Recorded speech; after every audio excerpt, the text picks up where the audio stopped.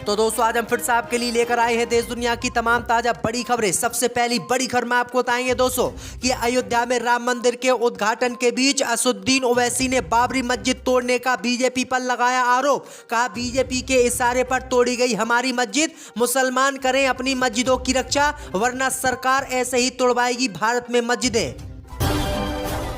Gaza पट्टी में जंग के बीच हिजबुल्लाह ने इजराइल के खिलाफ बनाया खतरनाक प्लान। हिजबुल्लाह बोला समझौतों के लिए मजबूर हो जाएगा इजराइल, बनाएंगे इजराइल पर इतना दबाव।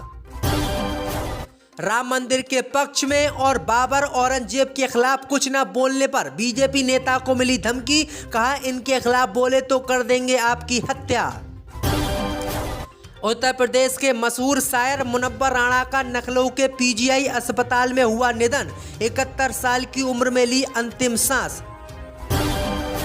गाजा पट्टी में हमास को मनाने के लिए घुटने टेक रहा है इजराइल अमेरिका। कहा 100 दिन से हमास को मना रहे हैं लेकिन वो बंधक छोड़ने के लिए नहीं तैयार।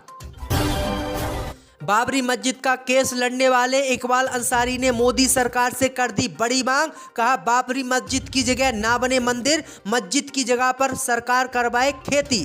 तो दोस्तों सभी खबरों को आपको एक एक कर बताने वाले हैं। वीडियो को लाइक कर चैनल को सब्सक्राइब कर दें।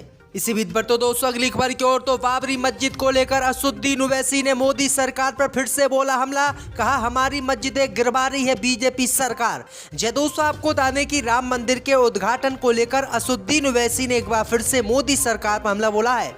असदुद्दीन ओवैसी ने मुस्लिम समुदाय के लोगों से मस्जिदों की रक्षा करने की अपील की है। असदुद्दीन ओवैसी ने कहा है कि कुदरत हमसे कह रही है कि तुम अपनी गलती की वजह से एक बाबरी मस्जिद तो खो चुके हो, अगर ऐसी ही गलती करते रहोगे तो आने वाले समय में जाने कितनी मस्जिदों को आपको खोना पड़ेगा। असदुद्दीन ओवैसी ने आगे कहा कि सत्ता में बैठी बीजेपी हमारी मस्जिदों को ललचाई नजर से देख रही है, इसलिए मस्जिदों को आबाद रखो और मस्जिदों की हिफाजत करो। आगे असदुद्दीन ओवैसी ने कहा कि वह जानते हैं कि मुसलमानों को मस्जिद से दूर कर देंगे तो वे निहत्थे हो जाएंगे और फिर हम इनकी मस्जिदों पर कब्जा करके मंदिर बनाएंगे। तो असदुद्दीन ओवैसी ने सीधा मोदी सरकार पर भी बड़ा हमला बोला है। इसी बीच पर तो दोस्तों अगली खबर की ओर तो अमेरिका बोला इजराइल के बंधकों को छुड़ाने में इजराइल की सेना की करेंगे मदद। दोस्तों आपको बता दें कि अमेरिका के राष्ट्रपति जो बाइडेन ने इजराइल हमास युद्ध के 100 दिन पूरे होने पर कहा कि बंधकों को छुड़ाने की कोशिश हमारी जारी रहेगी। उन्होंने अभी तक उम्मीद नहीं छोड़ी है। बाइडेन ने अपने बयान में कहा कि नवंबर में कतर, मिस्र और इजराइल के साथ मिलकर काम करते हुए हमने इजराइल और हमास के बीच 7 दिनों का युद्ध विराम कराया था। इस दौरान 105 बंधकों को हमास के द्वारा रिहा कराया गया था, जिनमें से एक 4 साल की बच्ची भी शामिल थी। साथ ही गाजा में मानवीय मदद भी भेजी गई है। इस डील को आगे बढ़ाने के हम इच्छुक हैं, लेकिन दुख की बात है कि हमास एक हफ्ते के बाद ही इस डील से हट गया। हमास ने हमसे वादा तोड़ दिया और हमास इजराइल पर बम बरसाने लगा। वहीं आपको बता दें कि बाइडेन ने कहा कि हम हमास को अब भी मनाने की कोशिश कर रहे हैं, लेकिन हमास हमारी बात नहीं मानना है और आगे भी हम हमास को मनाते रहेंगे। यानी अमेरिका ने भी हमास से जंग लड़ने से इनकार कर दिया। इसी बीच पर तो दोस्तों अगली खबर की ओर तो बाबरी मस्जिद के पक्षकार रहे इकबाल अंसारी ने मोदी सरकार से राम मंदिर के उद्घाटन से पहले कर दी अपील। कहा मस्जिद की जगह मंदिर ना बनाए सरकार, मस्जिद की जगह हो खेती। दोस्तों आपको बता दें कि लंबे समय तक चले राम जन्मभूमि विवाद में बाबरी मस्जिद के पक्षकार रहे इकबाल अंसारी राम मंदिर निर्माण से बेहद खुश हैं। इतना ही नहीं, जिले में मस्जिद के आवंटित भूमि को लेकर भी उन्होंने अपने विचार रखे।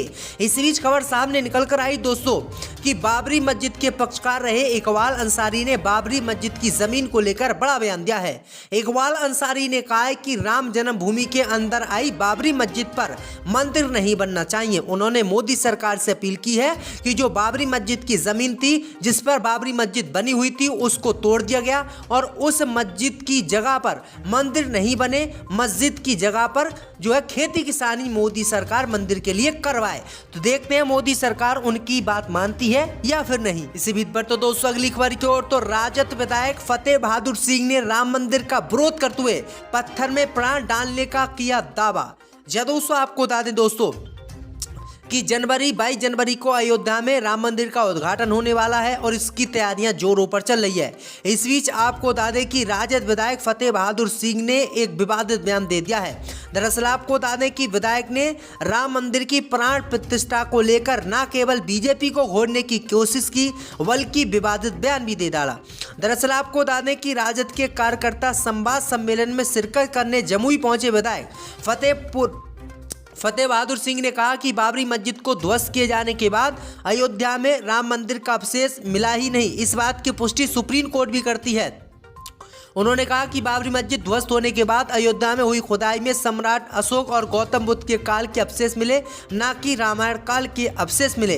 विधायक इतने पर ही नहीं रुके, उन्होंने आगे कहा कि जो लोग पत्थर में प्राण डालने की बात कर रहे हैं वे देश के बहुत कारगर साबित होंगे। ऐसे लोगों की एक अलग सूची केंद्र सरकार को बनानी चाहिए और प्राण डालने वालों को देश की सीमा पर हर बटालियन के साथ और देश के सभी अस्पतालों में तैनात कर देना चाहिए, जिससे कि वहां मरने वालों में प्राण डाले जा सके। उनका साफ यही कहना है कि राम मंदिर की जो मूर्ति है उसका अनावरण किया जाएगा 22 जनवरी को और इस मूर्ति में राम के प्राण डालने की कोशिश बीजेपी के द्वारा की जाएगी, जैसे कि राम जिंदा हो गए हों। इसी बीच पर तो दोस्तों अगली खबर की ओर, तो हमास के समर्थन में हिजबुल्लाह ने बनाया खतरनाक प्लान, मजबूर होगा इजराइल, मानेगा सभी शर्तें। जब दोस्तों आपको बता दें कि गाजा पट्टी में इजराइल और हमास के बीच जंग को 100 दिन पूरे हो गए हैं और इसी जंग को लेकर अब हिजबुल्लाह ने ऐसा प्लान बनाया है कि इजराइल मजबूर हो जाएगा समझौता करने के लिए। दरअसल आपको बता दें कि हिजबुल्लाह ने कहा कि गाजा पट्टी में जो इजराइल ने बमबारी की है उस बमबारी में इजराइल को कुछ भी हाथ नहीं लगा। खून के अलावा हिजबुल्लाह ने कहा कि हमने अब इजराइल के लिए ऐसा प्लान बनाया है, ऐसा काम किया है कि इजराइल हमसे समझौता और हमास से समझौता करने के लिए मजबूर हो जाएगा और हमारे सामने गिड़गिड़ाएगा। तो ये बातें हिजबुल्लाह ने आज कही हैं। इसी बीच पर तो दोस्तों अगली खबर की ओर, तो मशहूर शायर मुनव्वर राणा का लखनऊ में हुआ निधन, 71 साल की उम्र में ली अंतिम सांस। जब दोस्तों आपको बता दें कि मशहूर शायर मुनव्वर राणा का लंबी बीमारी के बाद रात निधन हो गया। राणा बीते काफ़ी समय से बीमारियों से जूझ रहे थे। उनका इलाज लखनऊ के पीजीआई में चल रहा था। उनके निधन की पुष्टि उनकी बेटी ने की है। मुनव्वर को 9 जनवरी को तबीयत बिगड़ने के बाद लखनऊ के पीजीआई अस्पताल में भर्ती कराया गया था। वे आईसीयू में एडमिट थे। शायर मुनव्वर राणा की तबीयत बिगड़ने पर लखनऊ के संजय गांधी स्नातकोत्तर आयुर्विज्ञान संस्थान यानी SGPGI में उन्हें भर्ती कराया गया था। इससे पहले वो 2 दिन पहले तक लखनऊ स्थित मैदांता अस्पताल में भर्ती हुए थे। मुनव्वर राणा काफी समय से किडनी की समस्या से जूझ रहे थे और अब उनकी मौत हो गई है। इसी बीच पर तो दोस्तों अगली खबर की ओर, तो राम मंदिर के पक्ष और बाबर औरंगजेब के खिलाफ बोलने पर बीजेपी नेताओं को मिली धमकी। दोस्तों आपको बता दें कि बिहार बीजेपी मीडिया प्रभारी को राम मंदिर के पक्ष में बयान देने पर धमकी मिली है। इस संबंध में उन्होंने पटना कोतवाली थाने में शिकायत दी है। पुलिस को वो मोबाइल नंबर भी दिया है जिससे धमकी भरी कॉल आई है। पुलिस का कहना है कि मामले की जांच की जा रही है। दरअसल आपको बता दें कि दानिश इकबाल भारतीय जनता पार्टी के प्रदेश मीडिया प्रभारी हैं। उनके मुताबिक राम मंदिर के पक्ष में बयान देने पर उन्हें धमकी मिली है। धमकी देने वालों ने कहा कि अयोध्या में बन रहे राम मंदिर के पक्ष में और मुगल शासक बाबर और औरंगजेब के खिलाफ कुछ भी बोला तो आप पर हमला किया जाएगा और आपकी हत्या कर दी जाएगी।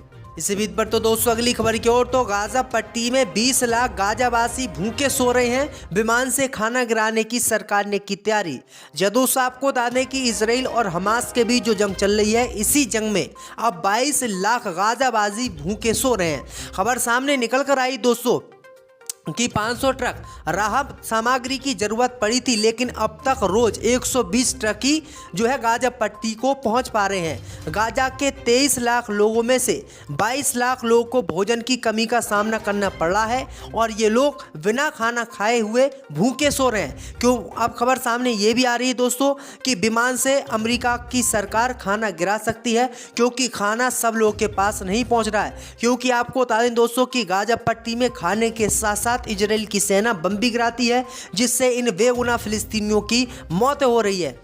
इसी बीच पर तो दोस्तों अगली खबर की ओर, तो राम मंदिर के उद्घाटन को लेकर राजद ने बीजेपी पर साधा निशाना। कहा 12 जनवरी को अयोध्या नहीं आएंगे राम, मेरे सपने में किया है वादा। दोस्तों आपको बता दें कि बिहार के आरजेडी के नेता और मंत्री तेज प्रताप यादव अपने बयानों को लेकर सुर्खियों में रहते हैं। बिहार के पूर्व मुख्यमंत्री लालू यादव और राबड़ी यादव के बड़े बेटे तेज प्रताप यादव का एक बयान काफी चर्चा में है। बयान का वीडियो भी वायरल हो रहा है, जिसमें उन्होंने दावा किया है कि उनके सपने में राम आए थे। उन्होंने उनसे कहा कि वह 22 जनवरी को अयोध्या में नहीं जाएंगे। हालांकि टीवी 9 भारतवर्ष ने इसकी जानकारी दी है। दरअसल आपको बता दें कि उन्होंने ये तंज बीजेपी पर कसा है। उन्होंने कहा है कि बीजेपी 22 जनवरी को राम मंदिर का उद्घाटन करने जा रही है, और जबकि 22 जनवरी को राम अयोध्या आएंगे ही नहीं, क्योंकि वो तो बरसों से वहीं पर है।